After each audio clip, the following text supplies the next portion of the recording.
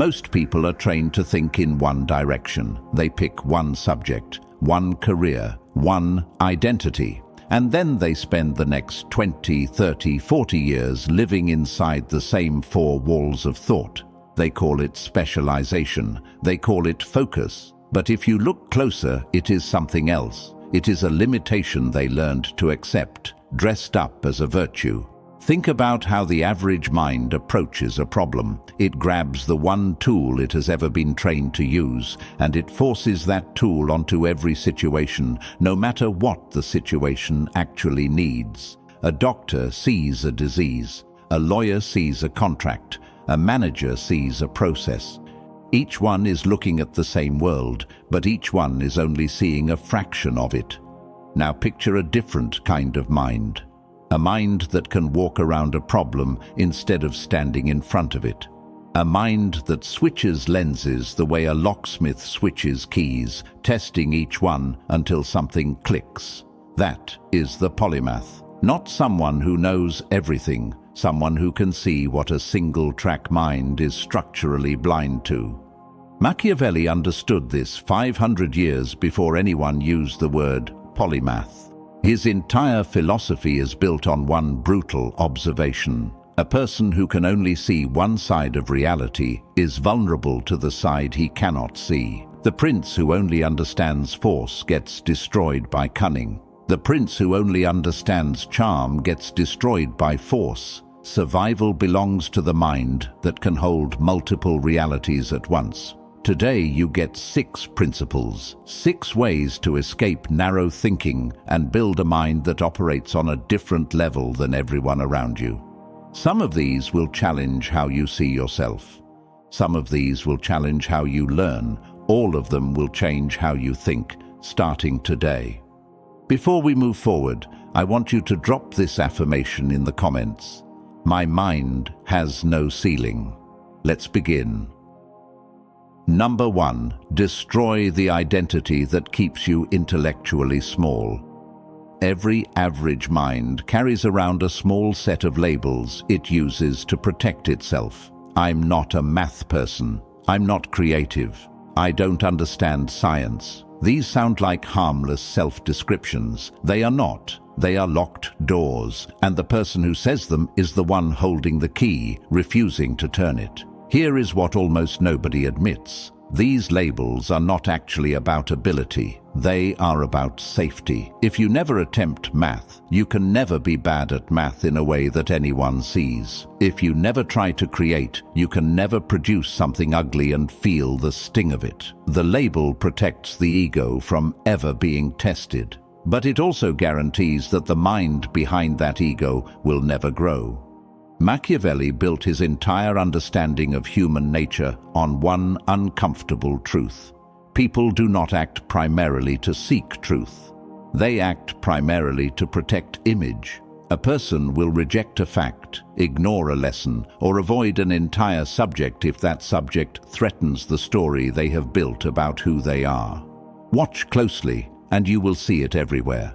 The person who calls themselves not a numbers person will resist even simple financial concepts, not because the concepts are hard, but because absorbing them would mean admitting the label was a lie all along. A polymath cannot afford this kind of self-protection. He cannot walk around defining himself by one subject, one job title, one narrow slice of expertise. The moment you say, I am an accountant, and stop there, you have built a cage and stepped inside it voluntarily. The moment you say, I am a marketer, and nothing else, you have told your own brain exactly where its boundaries are, and your brain will obey. The fix is not complicated, but it is uncomfortable. You have to replace a fixed identity with a broader one. Instead of, I am this one thing, the identity becomes, I am someone who learns. That single shift changes everything downstream. A fixed identity treats new information as a threat. A learning identity treats new information as fuel. This requires something most adults have quietly abandoned: the willingness to be a beginner again. Somewhere around adulthood, most people decide that competence is the only acceptable state to be seen in. Beginner mode feels embarrassing. Asking a basic question in a room full of people who already know the answer feels like exposure. So instead of asking, they stay quiet. Instead of trying, they stay comfortable. And comfort, over enough years, hardens into a ceiling. Think about how much of your current thinking is shaped by fear of looking ignorant rather than genuine lack of interest. Most people are not incapable of learning a second domain. They are simply unwilling to tolerate the temporary discomfort of being bad at something new in public or even in private, in front of themselves. A rare mind treats that discomfort as a small toll, not a wall. It pays the toll and keeps walking. It says, "I don't understand this yet," instead of, "I don't understand this." That single word, "yet," is the difference between a closed identity and an open one.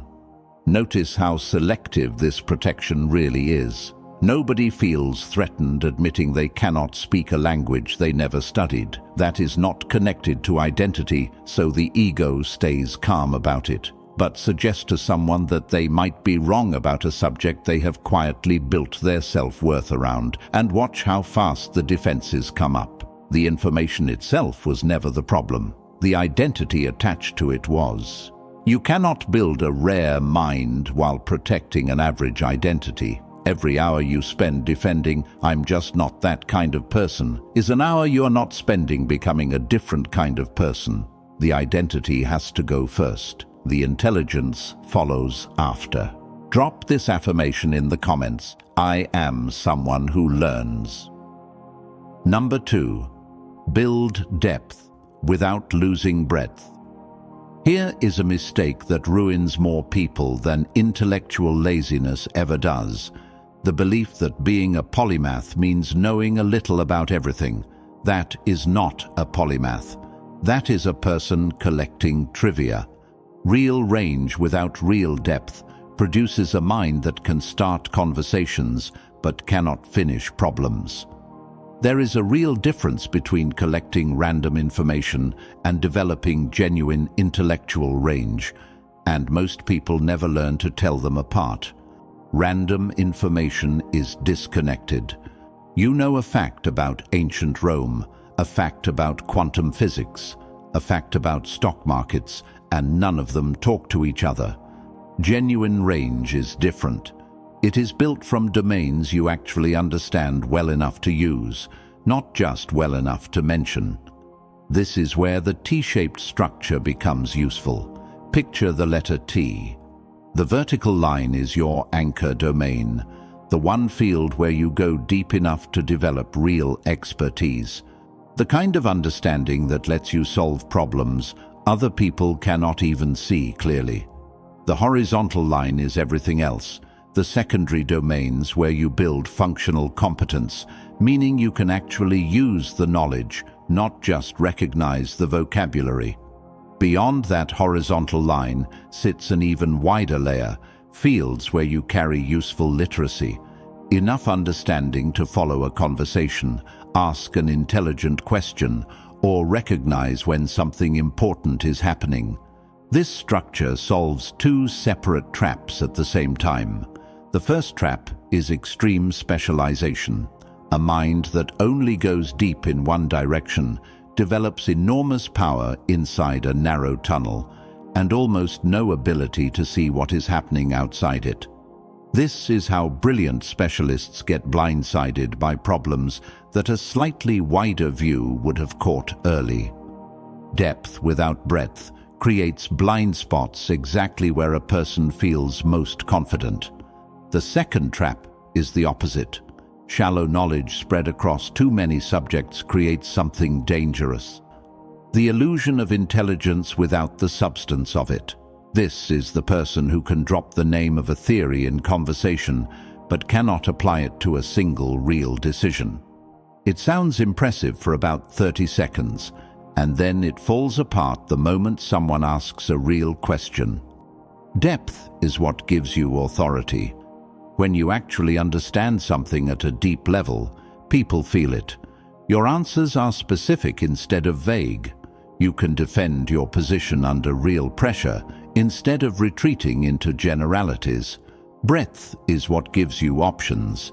It lets you recognize when your anchor domain does not have the answer, and it lets you borrow tools from somewhere else instead of forcing the wrong tool onto the wrong problem. Machiavelli's version of strategic thinking runs on exactly this logic. Power does not come from having every possible capability available at all times. That is impossible, and pretending otherwise wastes years. Power comes from having the right capability ready when the situation actually demands it. A prince who only understood diplomacy was as doomed as a prince who only understood war. The ones who survived carried both, deep enough in at least one to be dangerous, wide enough in the rest to never be caught without options. Picture two people standing next to each other.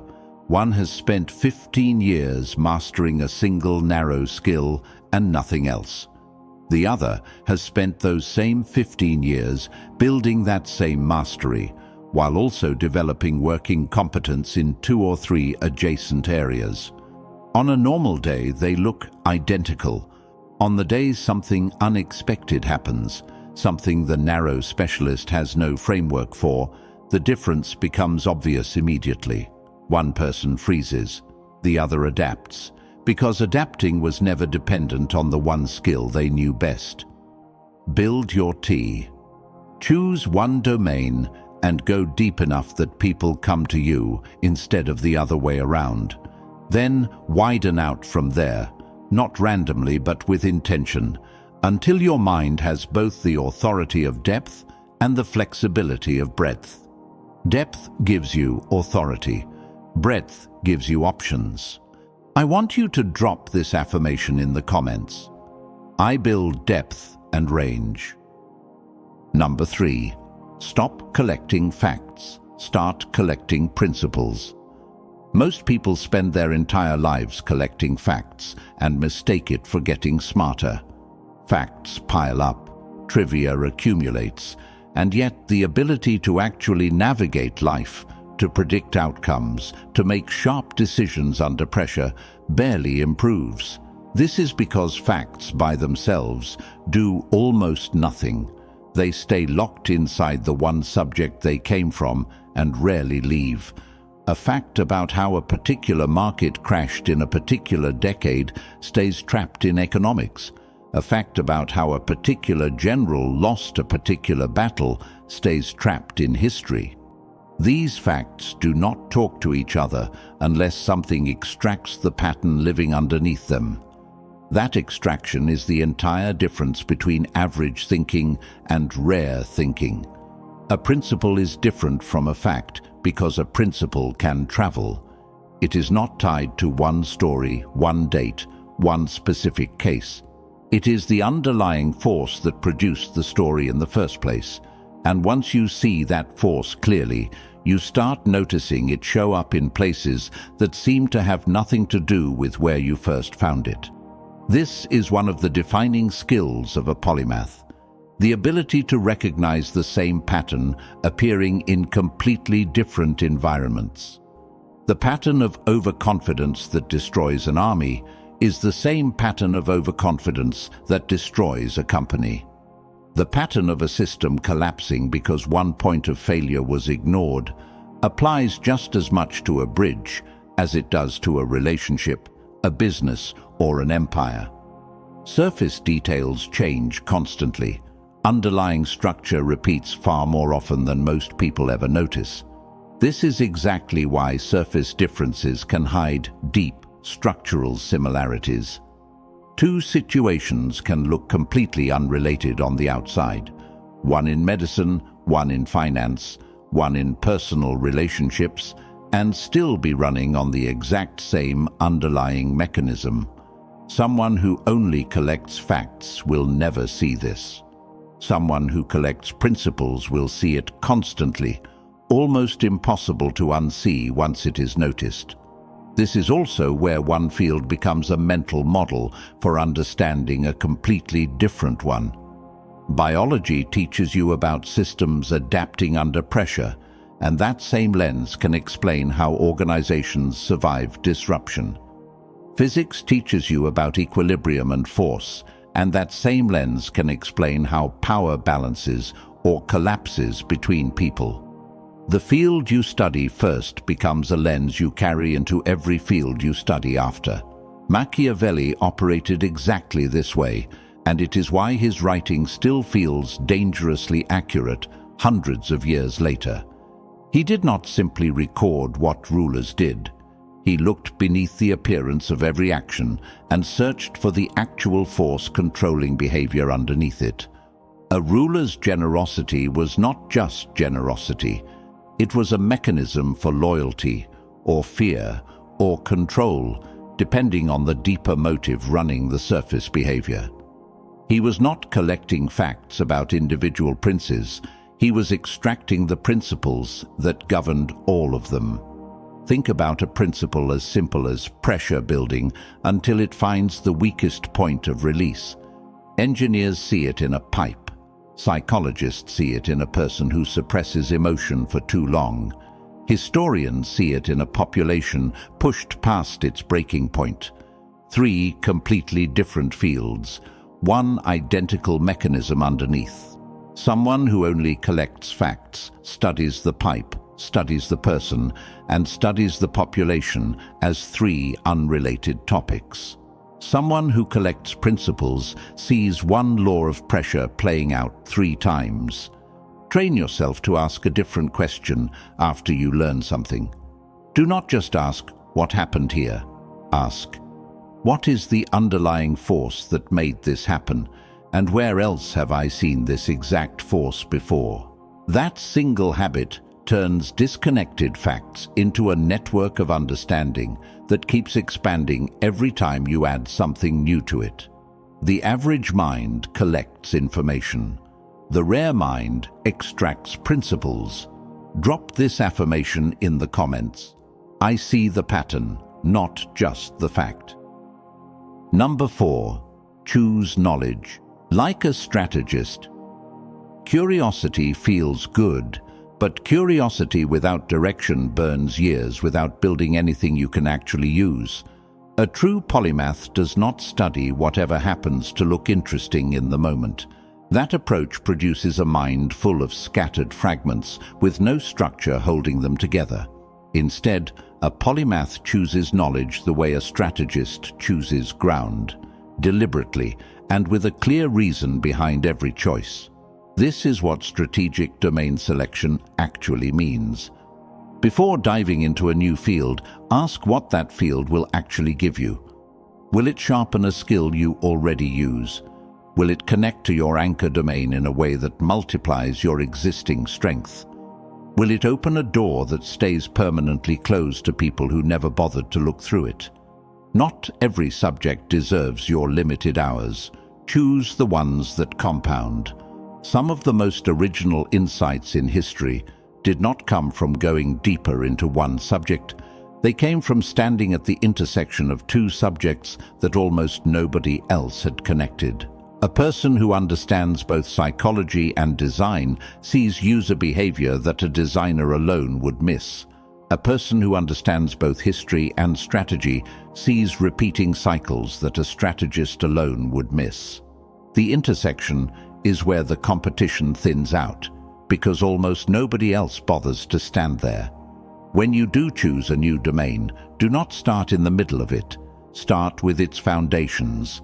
Learn who the foundational thinkers were and what problem they were actually trying to solve when they built the ideas that everyone now takes for granted. Historical depth here is not a distraction. It is often the fastest way to actually understand how a discipline works, because it shows you the reasoning, not just the finished conclusion. Modern textbooks hand you the answer. History shows you the argument that produced it. Problem-led learning is one of the most efficient filters for choosing what to study next. Instead of asking, "What field should I learn?" ask, "What problem do I actually need to solve, and what field would give me the tools to solve it?" This flips the entire process. You are no longer collecting knowledge for its own sake. You are acquiring capability on demand, aimed directly at something real in your life or your work. Picture two people trying to get better at persuasion. The first person randomly picks up a book on rhetoric because the title looked appealing at a bookstore. The second person asks what actually makes persuasion fail in their own life, realizes it is a lack of understanding how people process fear, and deliberately studies psychology to close that exact gap. Both people end the year having learned something. Only one of them ends the year with a sharper tool actually built for the problem they were facing. This entire approach mirrors exactly how Machiavelli believed a ruler should treat information. Knowledge was never meant to simply be gathered and admired. It was meant to increase the ruler's ability to understand the people around him, predict what they would do next, and influence the outcome before it happened. Information without application was, in his eyes, close to worthless. The same standard should apply to everything you choose to learn. Do not learn everything. Learn what gives you leverage. Now, I want you to drop this affirmation in the comments. I learn with a purpose. Number 5.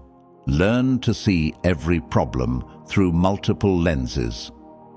Most people run every single problem in their life through the exact same mental framework, without ever realizing it.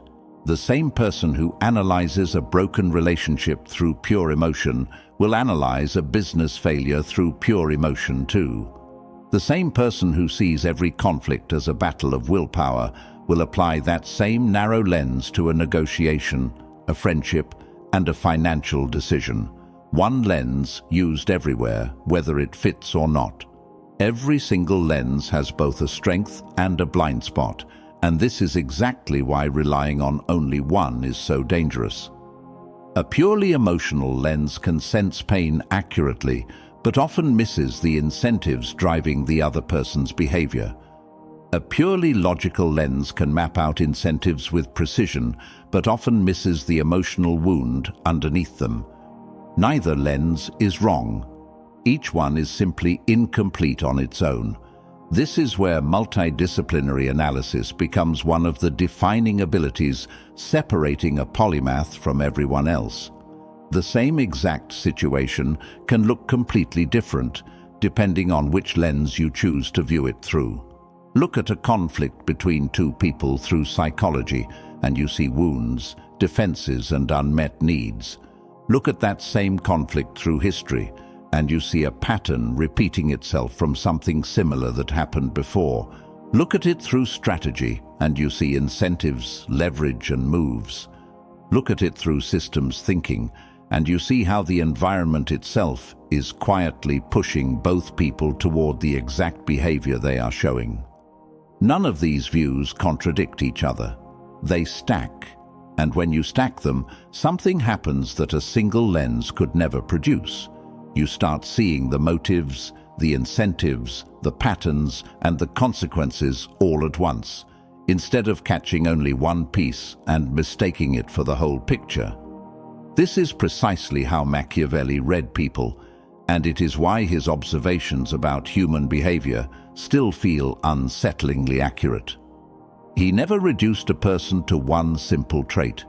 He studied motives, ambitions, fears, and power relationships together as one connected system, because he understood that a person driven by fear behaves completely differently from a person driven by ambition, even if their actions look identical on the surface.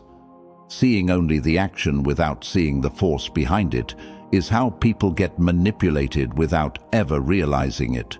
This is also exactly why a person who can switch lenses becomes far harder to deceive or manipulate. Manipulation almost always works by keeping the target focused on one narrow interpretation of events, usually the interpretation that benefits the manipulator. The moment you introduce a second lens, a hidden incentive becomes visible, an inconsistency becomes obvious, and the illusion starts to crack. A single lens mind can be led anywhere. A multi-lens mind keeps checking the map against several angles at once, and false paths stop being convincing. Picture someone who suddenly becomes cold and distant after months of warmth. A purely emotional lens says they stopped caring. A purely strategic lens asks what changed in their incentives. A historical lens asks whether this same pattern has shown up before in their past relationships. Run all three at once, and a much clearer picture appears, one that no single lens could have handed you alone. Practice this deliberately. The next time you face a real problem, force yourself to run it through at least 3 different lenses before deciding what it actually means. Ask what the emotional lens reveals. Ask what the strategic lens reveals. Ask what the historical lens reveals. You will be shocked at how often these lenses disagree with each other, and how much closer to the truth you land once you stop trusting only one of them. The person with one lens sees one interpretation. The person with many lenses sees the structure underneath. Number 6. Make knowledge compound over time. Nobody becomes a polymath in a single burst of motivation. There is no weekend course, no one intense binge of reading, no single dramatic decision that installs a rare mind overnight. This entire transformation is built the same way wealth is built, slowly, invisibly, through repeated small deposits that barely feel significant on any individual day. The real power of knowledge shows up only when a new idea connects with everything you already know, rather than sitting alone in isolation.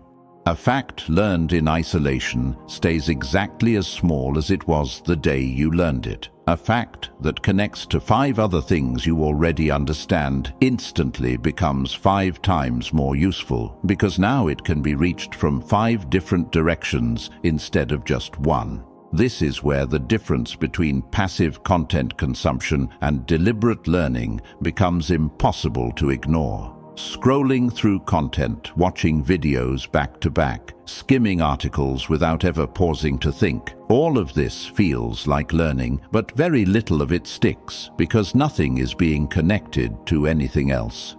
Deliberate learning slows down on purpose. It asks how this new idea relates to something already sitting in your mind, and that single pause is where the actual retention happens. Repeated exposure to different domains over enough time gradually stitches itself into something bigger than any single subject could ever produce on its own. An interconnected mental network, where ideas from completely different fields start reinforcing each other automatically without you even trying to force the connection. This is exactly why revisiting old ideas matters so much more than most people assume. The first time you learn something, you understand it at a shallow level. The second time you encounter it, usually from a different angle or a different field, you understand it deeper because now it has context it did not have the first time.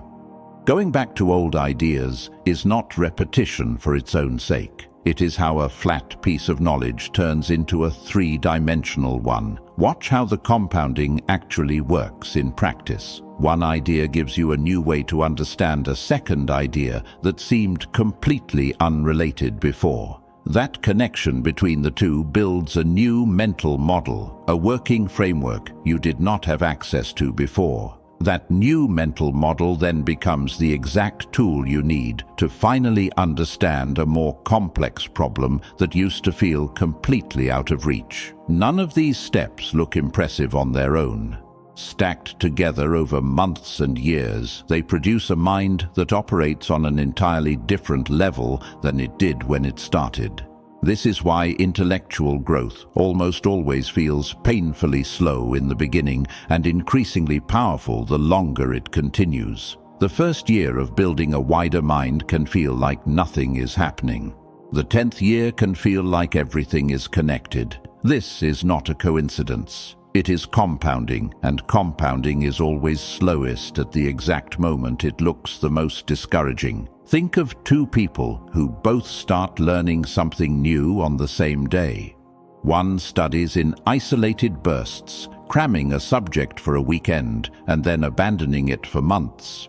The other studies in small, steady sessions and deliberately links each new idea back to something learned the week before. A year later, the first person can barely recall what they crammed. The second person has built a web of connected understanding that keeps getting stronger every time something new is added to it. Same number of hours, completely different result because one person let the knowledge compound and the other let it evaporate. Machiavelli understood this same principle when it came to power. He was clear that major advantages are rarely built through one dramatic move. They are built through small, consistent investments that most people are too impatient to make and too short-sighted to notice while someone else is quietly making them. The prince who prepared years in advance while his rivals waited for the crisis to force their hand was the prince who survived it. A rare mind is not built by learning once. It is built by making learning compound. Most people never leave their single intellectual lane, and here is the uncomfortable part. Almost none of them are forced to stay there. They stay by choice, even if they never consciously made that choice. They learn exactly what their profession requires, and nothing beyond it. They think through the one framework their environment handed them, and they rarely stop to question whether that framework has limits, or whether those limits are quietly shaping every decision they make. A modern polymath refuses to let one profession define the ceiling of his thinking. He refuses to let one identity, one job title, one narrow field decide how far his mind is allowed to go. Not because expertise is worthless, but because expertise without range becomes a wall the moment the world presents a problem that expertise was never built to solve. Picture two people standing in front of the exact same opportunity, the exact same conversation, the exact same crisis. One of them sees it through the single lens their profession trained into them and reacts the way they always react. The other sees it through 5 different lenses stacked together, notices the pattern underneath, notices the motive nobody said out loud, and moves in a direction the first person never even considered. That gap is not talent, it is architecture. It is the difference between a mind built for one lane and a mind built for the whole road. Here is the final Machiavellian truth to carry out of this video with you. Advantage in this world does not always belong to the person who knows the most facts. It never has. Advantage belongs to the person who can recognize patterns other people walk straight past, understand motives other people never bother to question, connect distant ideas other people insist have nothing to do with each other, and see clearly what everyone else is too narrowly focused to notice. That is the entire transformation this video has been building toward. Moving from a person who knows one thing to a mind that understands how many things connect. That shift changes everything downstream of it. How you solve problems, how you read people, how you make decisions when the stakes are real. If this video sharpened the way you think even a little, hit like before you go, share it with someone who is still trapped inside one narrow lane, and subscribe so the next video finds you the moment it's ready. This channel exists to build minds like the one we just talked about, and the best way to keep building yours is to stay close. In a world of average thinkers, your greatest advantage is not knowing more facts. It is learning how to connect what others keep separate.